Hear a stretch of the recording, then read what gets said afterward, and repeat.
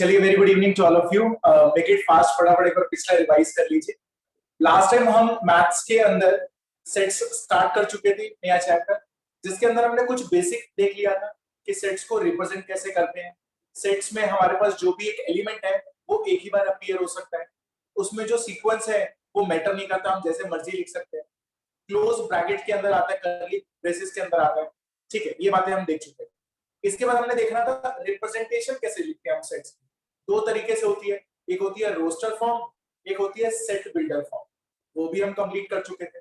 इसके बाद हमने ये भी देख लिया था कि कन्वर्ट कैसे करते हैं, कि अगर मुझे कोई भी फॉर्म दे दे, सेट बिल्डर दे दे या फिर मुझे रोस्टर फॉर्म दे दे, तो हम उसको एक दूसरे में कन्वर्ट करके कैसे लिख सकते हैं, वो भी हमने सीख लिया। फिर आज नया क्या है, आज नया है, हम पहले देखेंगे टाइप्स ऑफ सेट्स। तो टाइप ऑफ सेट्स देखना स्टार्ट करते हैं। इसके बाद फिर हमारे पास बहुत अच्छे टॉपिक्स हैं, जिसमें सबसेट आ जाएगा, पावर सेट आ जाएगा, ठीक है, कुछ ऐसी चीजें आएंगी। फिर नंबर ऑफ सबसेट्स के बारे में आएगा, तो मैं आपको इससे रिलेटेड कंपटीशन के भी क्वेश्चंस कराऊंगा, बहुत ही अच्छे क्वेश्चंस, कि आपको किस लेवल पर ये सेट्स के बारे में पूछ सकता है। बिलोंग्स टू क्या होता है, नॉट बिलोंग्स टू क्या होता है, सिंबल्स को कैसे यूज करते हैं, और अगर मुझे माइंड में ही ये क्वेश्चंस को सॉल्व करना हो, उसकी भी मैं आपको ट्रिक्स सिखाऊंगा। ठीक है, मेरे साथ बने रहना। चलो,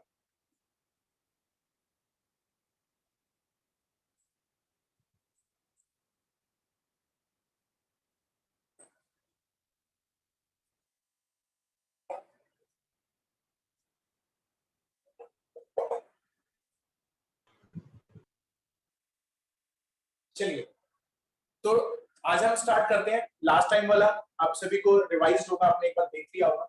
एक बार छोटा सा रिकैप मैं ले लेता हूँ, उसके बाद फिर मैं आपके साथ स्टार्ट करता हूँ। हम सभी को पता है सेट था क्या। सेट था हमारे पास कलेक्शन ऑफ ऑब्जेक्ट्स, या फिर मैं एलिमेंट्स बोल देता हूँ। ठीक है, कलेक्शन। तो कलेक्शन से पहले हमने एक वर्ड लिखा था, अगर आपको याद हो, तो दैट इज वेल डिफाइंड। ठीक है, अच्छा, अब हमने यहाँ पे वेल डिफाइंड क्यों लिखा सर? अगर हम कलेक्शन भी बोल देते तो भी चलता, बट वेल डिफाइंड कलेक्शन का मतलब है कि यहाँ पर हमें पर्टिकुलर एक चीज के बारे में पूरी इंफॉर्मेशन हो कि यही होंगे। जैसे हम दो एग्जांपल लिए थे हमने, लेट्स सपोज मैं एक एग्जांपल लेता हूं, दैट विल बी, सेट को हम कैपिटल लेटर से रिप्रेजेंट करते हैं कर्ली ब्रेसेस के अंदर, that will B x is a natural number. ठीक है जी, जितने मर्जी हो सकते हैं। तो नेचुरल नंबर मैं आपसे पूछूं या मैं जवाब दूं या दुनिया में कोई और भी जवाब दे, तो इसका आंसर एक ही आएगा। तो that is well defined set. But अगर मैं यहां पर लिख दूं दैट इज x इज अ, या x is 10 most talented actors. ठीक है, हमने लास्ट टाइम भी ये एग्जांपल लिया था, मोस्ट टैलेंटेड एक्टर्स। अब वो दुनिया में कोई भी हो सकते हैं, आपके हिसाब से कोई और होगा, मेरे हिसाब से कोई और होगा, और तीसरे के हिसाब से कोई और होगा। तो this is not well defined, ये वेल डिफाइंड सेट नहीं है। तो हम इसको सेट की कैटेगरी में काउंट नहीं करेंगे, इसको काउंट करेंगे। एग्जैक्टली, वो आप आराम से बता सकते हैं। फिर हमने ये देखा था कि अगर मैं यहां पर एक सेट लिखता हूं 1 4 7 2 1 8 1 1, तो this is not well defined. अगर मुझे इसको वेल डिफाइंड फॉर्म में लिखना है, तो मैं क्या करूंगा, 1 4 7 2 8, यानी जितनी बार 1 अपीयर हो रहा है, हमें सिर्फ उसको एक ही बार काउंट करके लिखना है, अदर नहीं। यानी अगर वो एक से ज्यादा अपीयर हो रहा है, तो हमें सिर्फ एक ही बार, तो एवरी एलिमेंट एक ही बार अपीयर हो सकता है। ये भी हमने देख लिया था। अच्छा, तो इसको ऐसे भी लिखना है,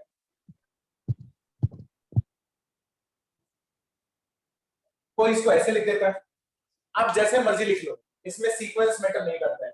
4 को पहले लिख लो, फिर 7 को लिख लो, किसी को भी आगे पीछे करके लिख सकते हो, फर्क नहीं पड़ता। ठीक है, चलो ये भी हमने समझ लिया। अब हमने लिखी थी इसकी दो फॉर्म, रिप्रेजेंटेशन। रिप्रेजेंटेशन के अंदर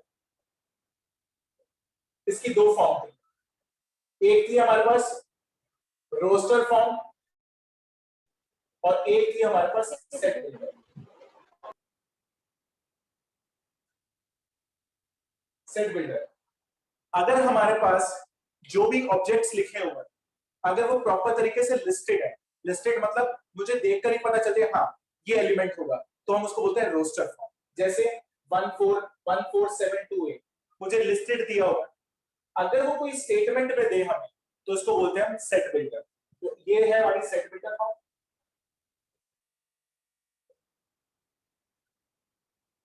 और ये हमारे पास कौन सी हो जाएगी, ये वाली रोस्टर फॉर्म।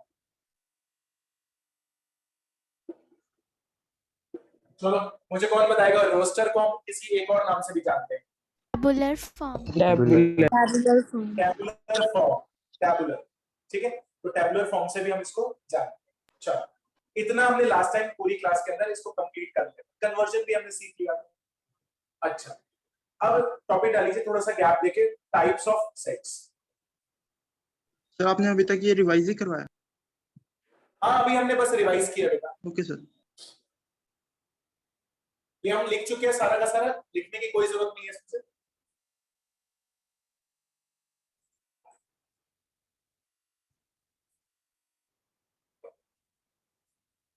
चलो टॉपिक डालीजिए types of sets.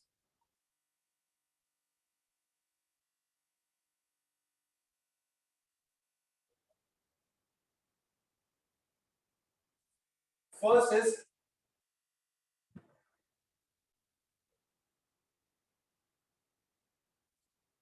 Empty set.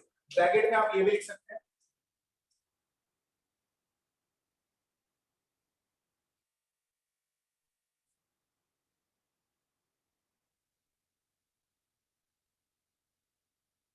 ठीक है, नल सेट या फिर वॉइड सेट। अच्छा सर ये तो नाम से ही क्लियर हो रहा है हमें कि खाली सेट होगा, एम्प्टी सेट होगा, यानी जिसके अंदर कोई भी एलिमेंट एग्जिस्ट ना करता, ठीक है, तो दैट विल बी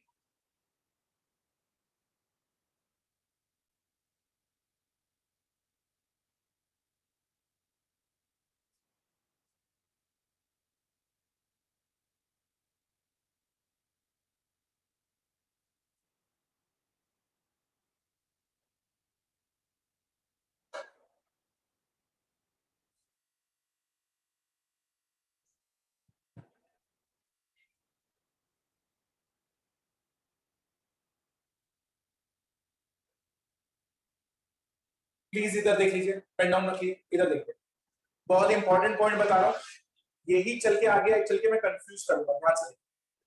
उसने कहा empty set is a set in which no element exist in a set, कोई भी सेट के अंदर एलिमेंट एग्जिस्ट नहीं करता, ठीक है। इट इज रिप्रेजेंटेड बाय, एक तो हम इसको 5 से दिखाते हैं, 5 इसको बोलते हैं हम 5, या फिर और ऐसे दिखाते हैं, इसके अंदर कोई भी एलिमेंट नहीं, ठीक है, खाली दिखा दिया, खाली, तो दिस इज कॉल्ड 5, या फिर हम ऐसे दिखाते हैं। जैसे मैं आपको एक एग्जांपल देके बताऊं, एक्सक्यूज मी सर। बोलो बेटा। सर आप एम्प्टी सेट्स रिपीट कर सकते हो सर, मेरा नेटवर्क चला गया था। ओके दोबारा रिपीट करें। एम्प्टी सेट क्या होता है बेटा, नाम से क्लियर है, एम्प्टी सेट मतलब वॉइड सेट, जिसके अंदर कोई भी एलिमेंट एग्जिस्ट नहीं करता। तो मैंने लिखा है empty set is a set in which no element exist in a set, कोई भी एलिमेंट एग्जिस्ट ना करे।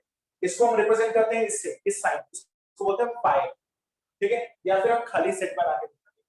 जैसे मैं आपको एक एग्जांपल देता हूं,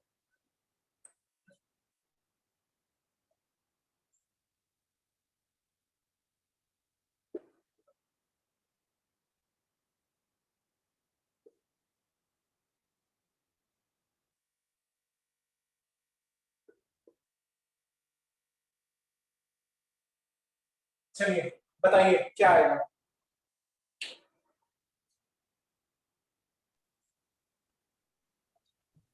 सर एम्प्टी कितने सेट है एलिमेंट्स ये। आएंगे इस सेट सर में? कुछ नहीं आएगा। कुछ सर नहीं आएगा, तो हम इसको बस ऐसे ही छोड़ देंगे, क्योंकि मैंने लिखा है x is a natural number between 2 and 3, और 2 और 3 के बीच में कोई नेचुरल नंबर होता ही नहीं, तो हम इसको ऐसे ही छोड़ देंगे। जैसे एक और एग्जांपल लेके बता,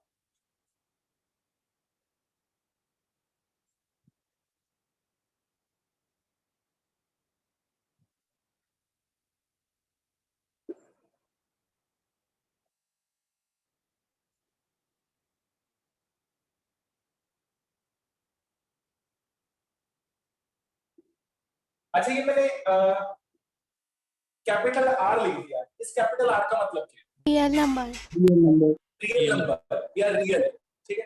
अब मुझे इसकी x की वैल्यू निकालनी है, x की वैल्यू। बहुत अच्छा एग्जांपल है, बिकॉज आगे चलकर ये क्वेश्चन आपके एग्जाम पेपर में भी आया हुआ है, पर आपको अभी हल्की सी यहाँ पे प्रॉब्लम हो सकती है, बिकॉज आपने अभी एक चैप्टर पढ़ा नहीं है कॉम्प्लेक्स नंबर, पर 10th में आप क्वाड्रेटिक इक्वेशन सॉल्व करके आए, ठीक है। चलो देखते हैं इसको। अगर मैं इसको सॉल्व करने की कोशिश करूं तो एक्स स्क्वायर इक्वल टू 0 आएगा, एक्स स्क्वायर की वैल्यू आ जाएगी -4। अगर मुझे x की वैल्यू निकालनी है तो वहां पर रूट जाएगा, तो यहाँ आ जाएगा -4 और यहाँ क्या आ जाएगा प्लस माइनस। कभी भी हमने पढ़ा था 10th में कि रूट के अंदर कभी नेगेटिव नहीं आ सकता, जिसको हम डिस्क्रिमिनेंट बोलते थे। अगर ये नेगेटिव हो गया तो कौन से रूट्स एग्जिस्ट करते हैं, कॉम्प्लेक्स रूट्स। तो यहाँ पर जो x की वैल्यू आएगी, हाँ इमेजिनरी रूट्स भी बोल सकते हो, तो यहाँ पर हम लिखेंगे प्लस माइनस कॉम्प्लेक्स, ठीक है, या फिर इमेजिनरी।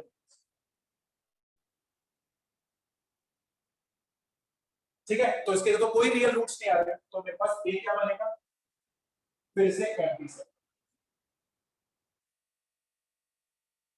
ठीक है, अभी आपको इसमें थोड़ी सी प्रॉब्लम आ सकती है कि सर कॉम्प्लेक्स रूट्स होते क्या, वो हम आगे चल के पढ़ेंगे। यहाँ पे सबसे बेस्ट एग्जांपल इसलिए दिया है कि आगे चल के आपको दिक्कत ना आए, आपकी कॉपी में जब होगा ये एग्जांपल तो आप इसके बारे में सोच सकते हैं, ठीक है। चलिए सर, अगर एक्स स्क्वायर प्लस 4 के जगह एक्स स्क्वायर -4 होता तो सर तब तो भी फिर तो प्लस -2 आता, लेकिन वो 0 को तो सेटिस्फाई नहीं करता। क्यों नहीं करता, इधर देखो x की वैल्यू आ जाती है +-2, अब पुट करके देखो 2 का स्क्वायर -4 इक्वल टू 0 आएगा ही आएगा।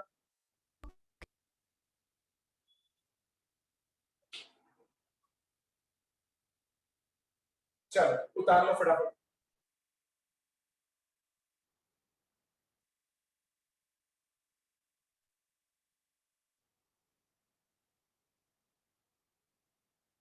दोबारा समझा देता हूँ, कोई बात नहीं, इधर देखिए। अच्छा लक्ष्य, हमने यहाँ पे ना एक ऊपर से रफ करके समझा,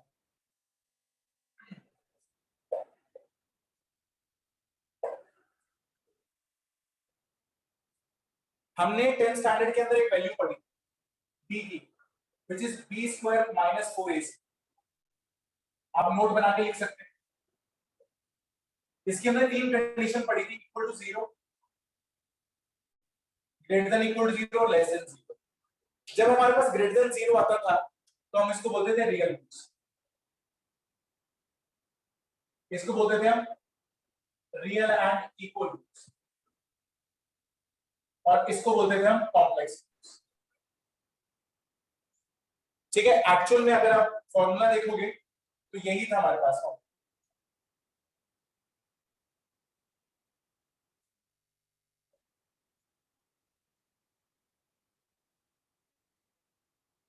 ठीक है, अगर ये रूट वाली जो वैल्यू है, रूट वाली, ये अंदर नेगेटिव हो जाए, अंदर नेगेटिव हो जाए तो हम उसको बोलते हैं कॉम्प्लेक्स रूट्स। ठीक है, क्या बोलते हैं, कॉम्प्लेक्स रूट्स। वो रियल नहीं होते, वो रियल नहीं होते। अब ये क्या होते हैं ये हम पूरा 11th में सीखेंगे, टेंशन मत लो, चैप्टर नंबर 5 के अंदर। पर मैं बस इतना सा हिंट दे रहा हूं कि वो रियल नहीं होते हैं। तो मैं यहां से x की वैल्यू निकाल रहा हूं, तो रूट के अंदर क्या आ रहा है, नेगेटिव आ रहा है। नेगेटिव आएगा तो हम उसको क्या लिखेंगे, कॉम्प्लेक्स रूट्स। पर मैंने यहाँ पर x की वैल्यू क्या दिया है, रियल, तो रियल तो कोई वैल्यू आ ही नहीं रही, तो वो खाली रहेगा। ठीक है, इसके अंदर कोई वैल्यू नहीं आएगी। ठीक है लक्ष्य, यस सर। अभी भी किसी को डाउट लग रहा है प्लीज पूछ लो। मैं थोड़ा सा अबव ले गया हूं लेवल, बट इतना आपको समझ में आना चाहिए।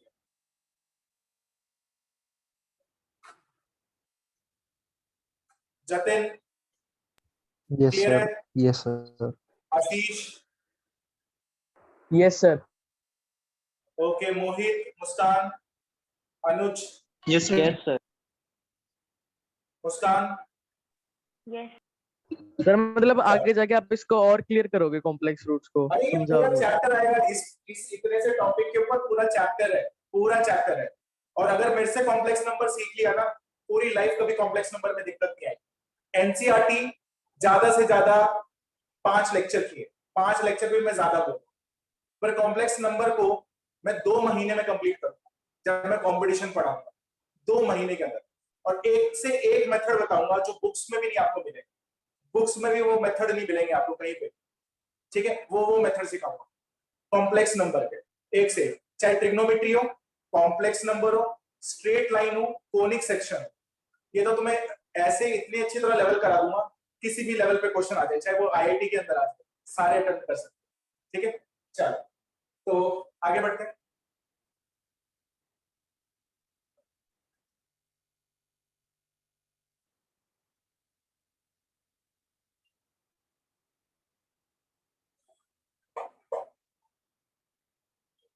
सेकंड आगे सिंगलटन से,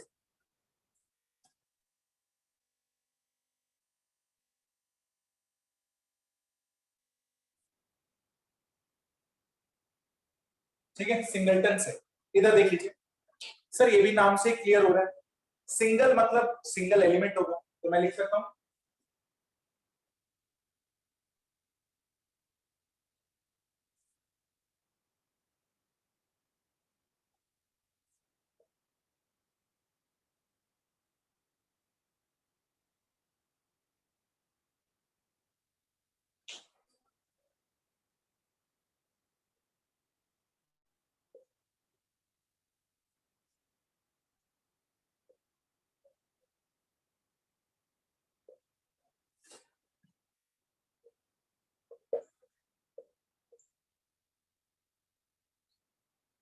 ठीक है, जैसे बस मैंने यहाँ पे 2 लिख दिया, तो ये सिंगलटन से है।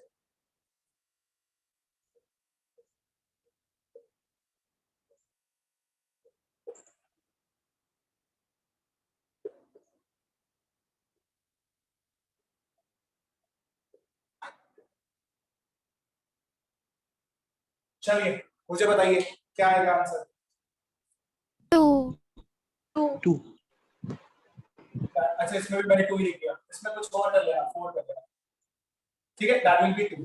तो 2 एक ऐसा नंबर है जो कि इवन भी है और प्राइम नंबर भी, तो एक ही एलिमेंट एग्जिस्ट करेगा ऑलवेज, तो that will be a singleton से।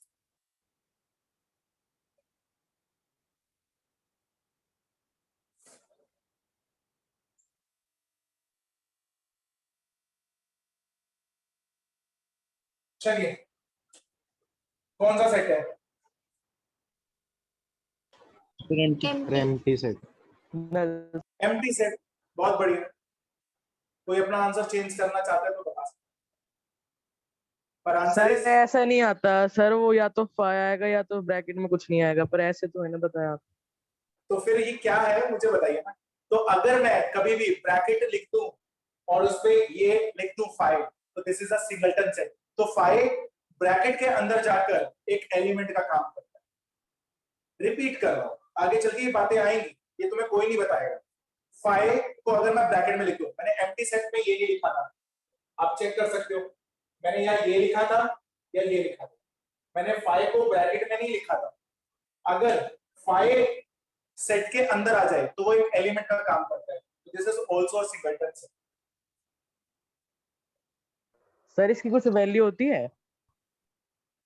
नहीं, वैल्यू कुछ नहीं होती है इसकी, बस ये एलिमेंट की तरह काम करता है।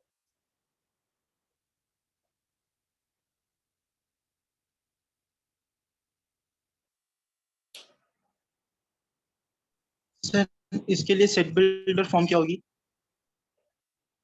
सॉरी, दोबारा बोलो एक बार। सर इसके लिए सेट बिल्डर फॉर्म क्या होगी? इसकी सेट बिल्डर कुछ नहीं लिख सकते, कुछ नहीं लिख सकते, ओके सर। क्योंकि इसकी कोई वैल्यू नहीं है ना।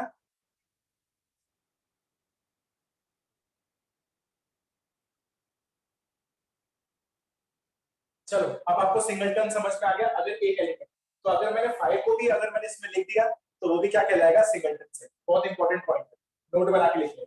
चलो अब third and fourth is very easy, finite and infinite set. चलो थर्ड देख,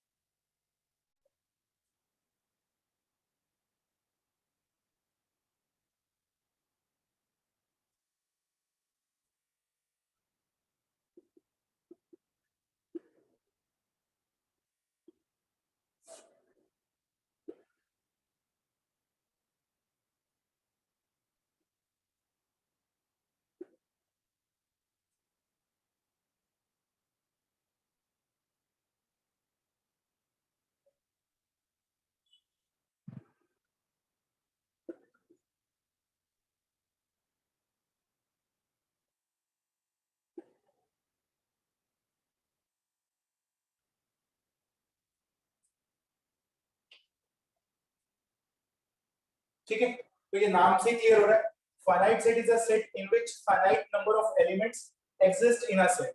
तो मैंने एक एग्जांपल ले लिया 1 2 4 8 7 ऐसे लिख दिया, और एक मैंने सेट बिल्डर वाला ले लिया x is a natural number less than 100, हम सारे लिख सकते हैं। ठीक है,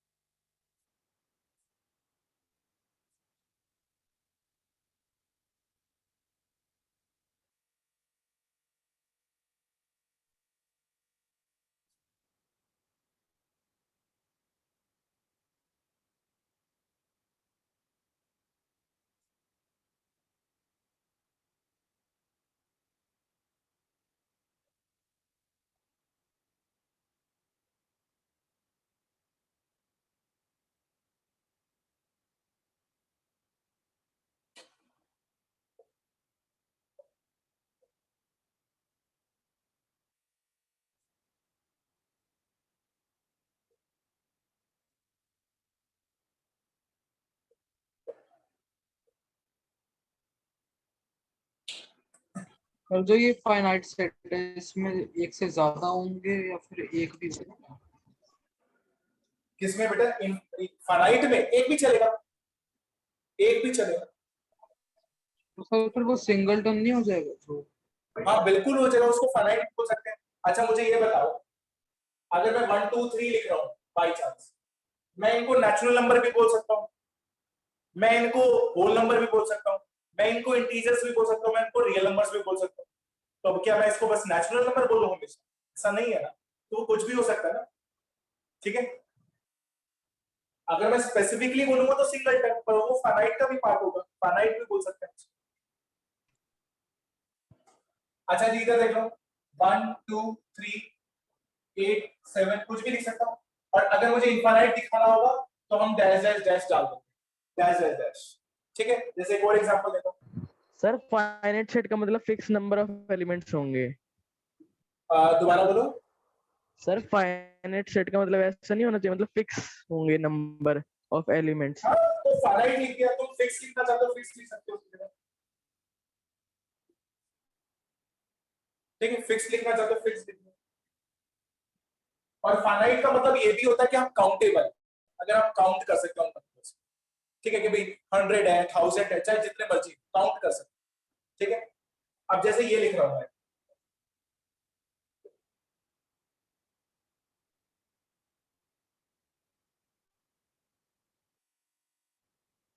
अब मैंने यहाँ पर लिमिट लगाई थी लेस देन 100, अब बस मैंने ये लिख दिया। अब तुम कितने लिख लोगे?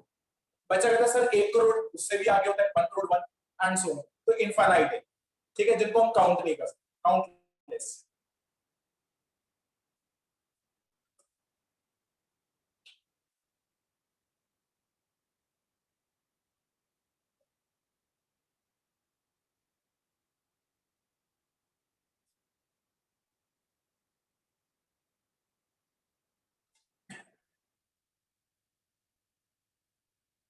पर अब कर रहा हूं,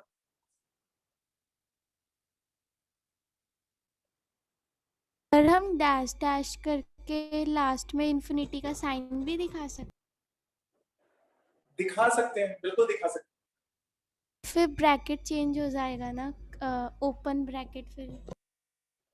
नहीं बाबू, अभी हम सेट लिख रहे हैं, हम कोई रेंज नहीं लिख रहे हैं। बात समझ में आ रही है? वो जो हम ओपन ब्रैकेट या फिर क्लोज ब्रैकेट का यूज करते हैं, ये रेंज के लिए होता है। ठीक है, this is not range, this is called set. ये सेट नहीं है, ये रेंज है। तो ओपन ब्रैकेट और क्लोज ब्रैकेट वो अलग चीज है बेटा। ठीक है, वो हम आगे चल के सीखेंगे।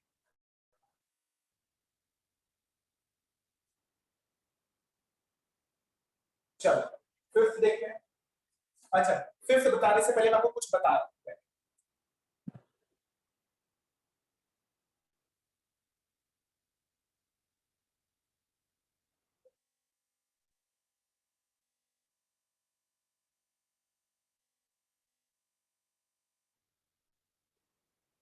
ठीक है, मैंने ये लिख दिया 1 2 3 4 6 8 10। अब इसमें हम तीन चीजें बता, वैसे दो ही है एक्चुअल में। इधर देखते हैं, फर्स्ट क्या है? Number of elements.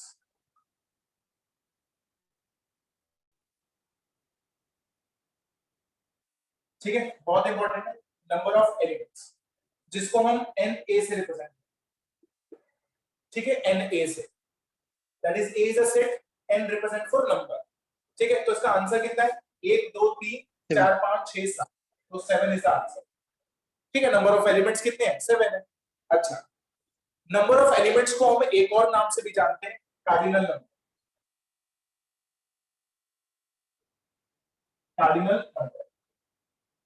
तो अगर आपसे कोई पूछ ले कार्डिनल नंबर कितना है, तो वही नंबर ऑफ एलिमेंट्स बताना है, ठीक है। ये वर्ड इंपॉर्टेंट है, आपको एनसीईआरटी में नहीं मिलेगा, बट आपको पता होना चाहिए कार्डिनल नंबर। सेकंड मुझे बताना है एलिमेंट्स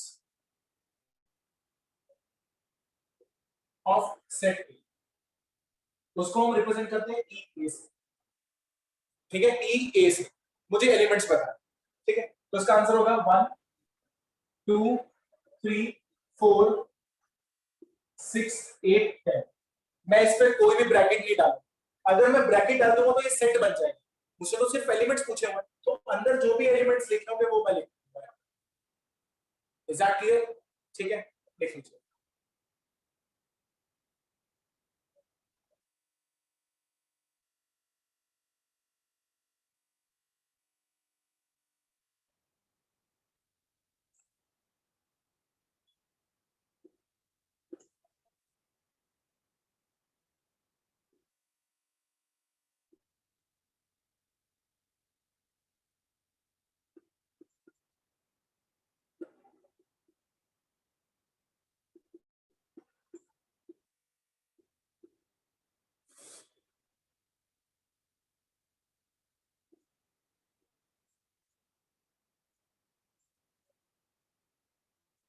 चलिए थोड़ा सा सोचिए, दिमाग लगाइए। भैया सेट के अंदर सेट बनाते आपने लिख दिया यहाँ पर, ठीक है। चलो, अच्छा मैंने पूछा किसके लिए? ए के लिए पूछा हुआ है, तो ए के लिए ये पूरा एक ब्रैकेट, ये एक एलिमेंट का काम करो, सिर्फ एक एलिमेंट का, यानी 1 2 3 4, तो आंसर विल बी 4। ये पूरा आंसर आएगा क्योंकि ए के लिए पूछा हुआ, तो ये सेट है, सेट के अंदर जो भी लिखा होता है वो क्या होता है? एलिमेंट होते हैं। तो 1 2 ये एक ही काउंट होगा, दैट विल बी 3 एंड 4, तो आंसर विल बी 4। ओके, अब मुझसे एलिमेंट पूछा हुआ है, तो एलिमेंट क्या होगा? दैट इज 1 3, इसको तो हम ब्रैकेट लिखेंगे 7 8 9 और ये बराबर, ठीक है। अगर वो ब्रैकेट के अंदर ब्रैकेट डाल दे तो वो एक एलिमेंट की तरह काम, ठीक है।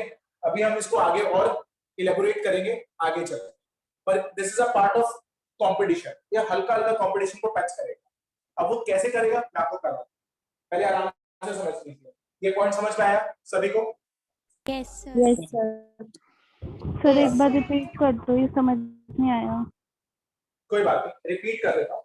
अगर मेरे पास ये सेट है, तो सेट के अंदर जो भी लिखा होगा ना वो एक एलिमेंट की तरह काम करता है, एलिमेंट, ठीक है। जैसे लेट्स सपोज मैं काम करता हूँ, मैंने एक कमरे के अंदर पत्थर रख दिए, पत्थर, मेरा घर क्या सेट है, मैंने उसमें पत्थर रख दिए, पर मैंने काम किया एक बोरी के अंदर मैंने पत्थर और भर भर के रखे, तो वो जो एक बोरी है ना वो एक एलिमेंट की तरह काम करे। तो मैंने एक बोरी के अंदर 1 2 3 एलिमेंट को रख दिया, तो ये ए के लिए एक एलिमेंट का काम करेगा, 1 2 3 एलिमेंट और ये चौथा एलिमेंट, ठीक है। Okay sir. चलो, सर हमें कार्डिनल नंबर भी समझ में आ गया, ये भी समझ में आ गया। सर अब देखते हैं दो से, हाँ बोलो। सर ये जो नीचे एलिमेंट में आपने वो ब्रैकेट लगा दी है, तो वो आपने ऊपर बोला था कि सेट बन जाएंगे अगर ब्रैकेट लगाएंगे। ए के लिए मैंने ए के लिए बोला था बेटा, ए के लिए ये अंदर वाले तो एलिमेंट्स है ना, मैंने ए के लिए पूछा हुआ है, तो दैट विल बी अंदर वाले सारे एलिमेंट्स है, तो जैसे लिखा हुआ वैसे लिख दूंगा, ठीक है। Okay sir.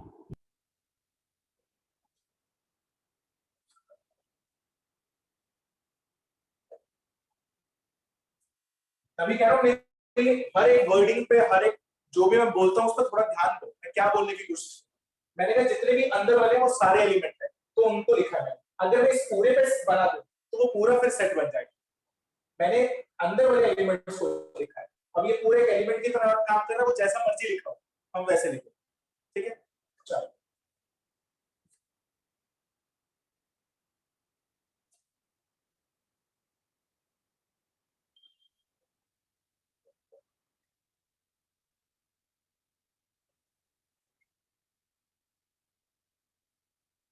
इक्विवेलेंट सेट, ये एनसीईआरटी में नहीं है हमारे, बट कंपटीशन में पूछते हैं इक्विवेलेंट सेट। इक्विवेलेंट सेट क्या होता है? इफ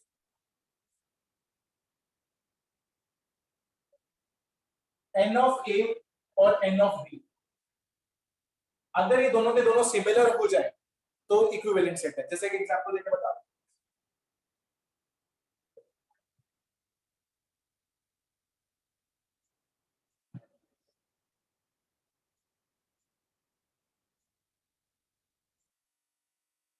ठीक है। अगर मैं देखूं तो इसमें भी 4 ही एलिमेंट है, इसमें भी 4 ही एलिमेंट है, तो मैं यहां पर लिख सकता हूं कि that will be n a और एन बी, ये दोनों इक्वल है, then a and b are equivalent sets. तो सर इसमें नया क्या है? अब समझ में आया, रब कर रहा हूं नीचे वाला सारा, अभी लिखना मत। अब आता है हमारे पास 6 विल बी इक्वल सेट्स।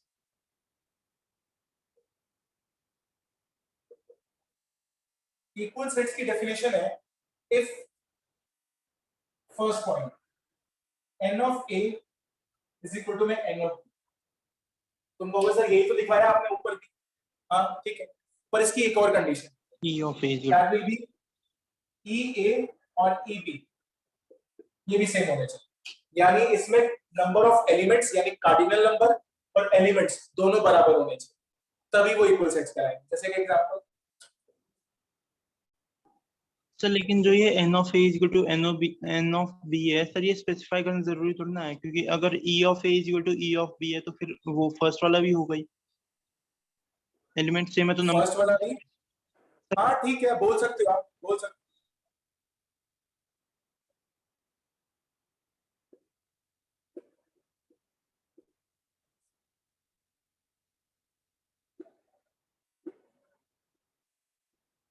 ठीक है, सीक्वेंस मैटर करता है, 1 2 3 4, इसमें भी 4 है, इसमें भी 4 है, वही है 1 4 7 6। तो मैं यहां पर लिख सकता हूं कि that will be n of a is equal to में n of b, e of a is equal to of e of b, so set a is equal to में सेट, ठीक है। तो सेट a और set b दोनों क्या है? बराबर, तब जब ये दोनों कंडीशन ट्रू है। अगर नंबर इक्वल है, सिर्फ नंबर इक्वल है, तो हम उसको क्या बोलते हैं? इक्विवेलेंट सेट, ठीक है। चलो उतार लो, चलिए रब कर रहा हूं मैं, ठीक है, ऊपर से। चलिए एक क्वेश्चन लिख रहा हूं आपके लिए,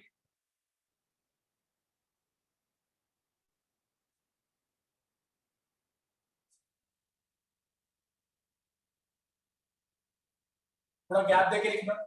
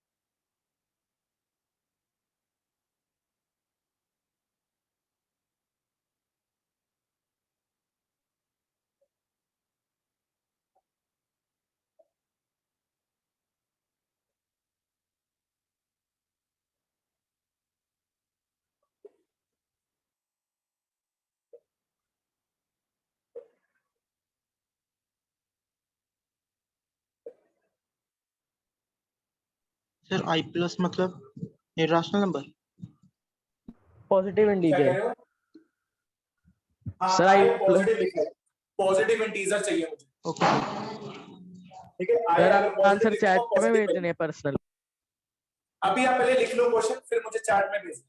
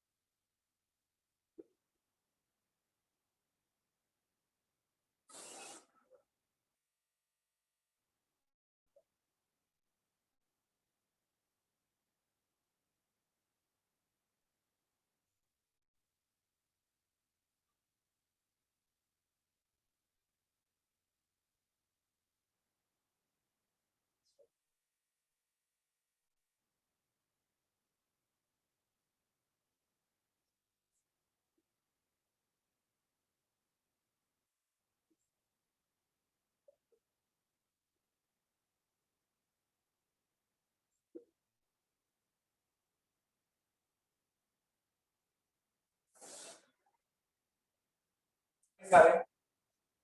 अगर हम ध्यान से देखें, चलो फर्स्ट क्या आंसर आएगा फर्स्ट का? Sir singleton. सिंगलटन या फाइनाइट? सर क्या? फाइनाइट होगा या सिंगलटन होगा? सिंगलटन देखते हैं। पर इसकी एक वैल्यू एग्जिस्ट कर रही है या दो कर रही है? सर एक। एक कर रही है। वैसे एक्चुअल में तो दो है, पर हमसे तो इंटीजर पॉजिटिव पूछा हुआ है। चलो सॉल्व करते हैं। तो सॉल्व कर लेते हैं फटाफट। इक्वल टू 0, तो x square equal to 1, x की वैल्यू आ जाएगी प्लस माइनस 1। पर उसने में से पूछा हुआ है सिर्फ एक पॉजिटिव वैल्यू, तो मेरे पास यहाँ पर a में कौन सी वैल्यू आएगी? सिर्फ 1। ठीक है, तो स्पेसिफिकली हम इसको क्या बोलेंगे? सिंगलटन। क्या आएगा? सिंगलटन। ठीक है, अब उसने मुझे बी पार्ट में दो दिया, एक दिया हुआ फॉलो और एक दिया हुआ बीफ। इससे बना देते हैं सेट। तो इसके लिए बनाते हैं equal set. Equal set. Okay okay okay. अगर मैं ये वाला सेट बनाऊं, इसको बी लिख लेना। अगर मैं इससे सेट बनाऊं तो हम सभी को पता है एक लेटर को हमें एक ही बार लिखना है, तो मैं लिख लेता हूं that will be f o l और डब्ल्यू, क्योंकि एल आ चुका है, ओ आ चुका है, तो ये बन जाएगा। अगर मैं बी लिखता हूं तो ये भी वही है, दैट विल बी डब्ल्यू ओ एल एफ। ये दोनों के दोनों चार ही एलिमेंट है और चार ही हमारे पास क्या है? लेटर्स, और सारे के सारे सेम, तो हम इसको लिख देंगे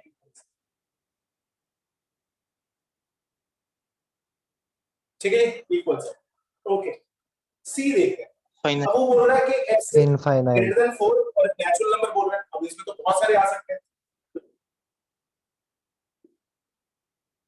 5 6 7 एंड सो, तो इनफाइनाइट, तो इसमें बनेंगे इनफाइनाइट।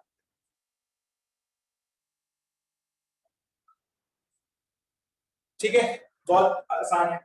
अब इसमें देखते हैं, वो कह रहा है x cube is equal to 27। ठीक है, कर देते हैं। Null set. Null set. Empty. Okay, 27 की power 1/3 this is equal to 3। Okay, एक सेट आ रहा है, पर उसने बोल दिया x is a even. x is even, तो यहाँ पर कोई भी कुछ नहीं आएगा, तो a में क्या रहेगा? दैट विल बी खाली रहेगा, कुछ भी नहीं आ सकता, क्योंकि 3 क्या है? ऑड है, तो हम इसमें लिख देंगे दैट विल बी खाली। तो हमने जस्ट इसको सॉल्व करके देखा, जैसे जैसे हमारे आंसर्स आएंगे उस हिसाब से हम उसको फिल कर सकते हैं। तो हमारे पास 6 टाइप के सेट्स हैं, that is so easy sets. अभी हम और भी पढ़ेंगे, सबसेट पढ़ेंगे, बहुत सारी चीजें पढ़ेंगे। नेक्स्ट क्लास में बहुत ही इंपॉर्टेंट टॉपिक आने वाला है, belongs to, not belongs to और सबसेट। पूरे चैप्टर का सार वही है, समझ के चलना। अगर वो आपको समझ में आएगा तो आगे वाली जो वैल्यूज होंगी तभी आपको क्लियर हो। ठीक है, दो टॉपिक कराऊंगा, belongs to, not belongs to और सबसेट। पूरा पूरा आपको समझ में आएगा जब आप पहले ये पढ़कर बैठे। ये कहोगे सर ये तो एक बार ही में याद होगा, बिल्कुल। अब फर्स्ट टू एक्सरसाइजेस 1.1 एंड 1.2 अगर आप बुक से डाउनलोड कर सकते हैं इंटरनेट से तो प्लीज कर लीजिए और उसको सॉल्व कर लीजिए। अगर आपके पास बुक्स नहीं अवेलेबल है तो आप मुझे पिंग कर सकते हो, तो मैं अपनी फोटो खींचकर, बुक की फोटो खींच के आपको दूंगा। नहीं तो आप इंटरनेट से करते हैं ना सॉल्व? सॉरी, रफ कॉपी में सॉल्व करने हैं ना? हाँ रफ में करनी है। रफ जो मैं यहाँ पर लिखवा रहा हूँ वो आप अपनी फेयर में करेंगे, और जो मैं होमवर्क दूंगा वो आपको रफ में करना। एनसीईआरटी भी हमें सॉल्व करके रखनी है बाद में, वो हम बाद में करेंगे जब हम चैप्टर पूरा कंप्लीट करें। ठीक है, तो कल आप अपनी रफ कॉपी में 1.1 एंड 1.2 कंप्लीट करके रखना। कोई भी डाउट आता है आप मुझसे नेक्स्ट क्लास में पूछ सकते हैं, नहीं तो मुझे पर्सनली पिंग कर सकते हैं। ठीक है, पर आपसे सारे हो जाएंगे, आपको कोई दिक्कत नहीं। एक बार रिवाइज कर लो फटाफट एक बार। Excuse me sir. बोलो सर वो आज की केमिस्ट्री वाली वीडियो भेज देना, आपको मैंने बिल्कुल, मैसेज मुझे कर दिया टेलीग्राम टेलीग्राम पे। सर मैंने कर पे दिया। तो ठीक, कोई दिक्कत नहीं, मैं भेज दूंगा बेटा। Thank you. चलो, एनी अदर डाउट? आसान है, बहुत आसान है। ठीक है, चलो बाकी हम फिर नेक्स्ट क्लास में देखते हैं और इसके आगे बात देखते हैं। बोलो बेटा। सर जो नहीं होंगे उनको अनइक्वल से रेफर करेंगे। थोड़ा दोबारा बोलो। सर जो इक्वल नहीं होंगे उनको अनइक्वल से रेफर करेंगे। हाँ नॉट इक्वल लिख देंगे, A is not equal to B,